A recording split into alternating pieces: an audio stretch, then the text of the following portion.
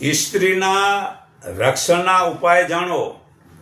એક તો ધન સંગ્રહવા દેવું, બીજું ખર્ચમાં હિસાબ રાખવો, તે હિસાબ પૂછવો, ત્રીજું સ્નાદાદિક માટે શૌચકર્મમાં એને રાખવી, પૂજાદિક ધર્મમાં જે નિરાકાર પરમાત્માનો ધ્યાન ધરવામાં, પછી રસોઈના કાર્યમાં અને ઘર વખરીની સંભાળ વગેરે કાર્યોમાં સ્ત્રીને સતત જોડી રાખવી. આ મનુસ્મૃતિ પાના નંબર 203 11માં પુરાવો છે.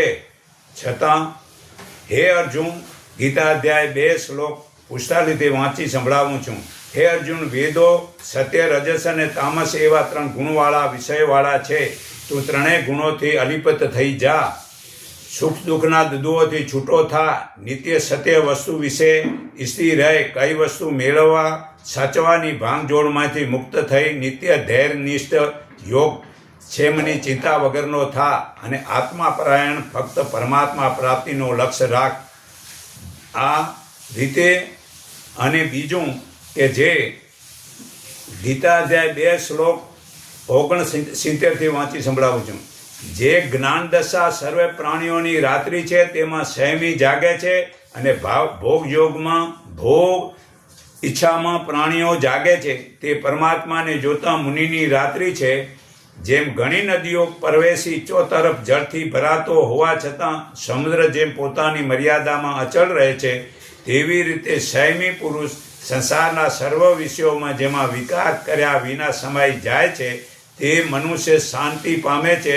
વિષયોના ભોગના કામનાવાળો મનુષ્ય કદી શાંતિ પામતો નથી.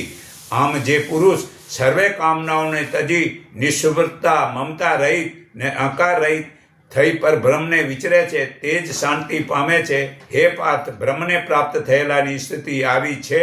તે સ્થિતિને પામ્યા પછી મનુષ્ય ફરી સંસારમાં મોહને વશ થતો નથી. અંતકાળે પણ આ સ્થિતિમાં રહીને તે મોક્ષરૂપ પરમ શાંતિ પામે છે. તો આ સ્ત્રીને મતલબ સાચવી શકે ને સંભાળવા માટેની સગવડ કરે છે, તે મતલબ મોક્ષ થાય છે.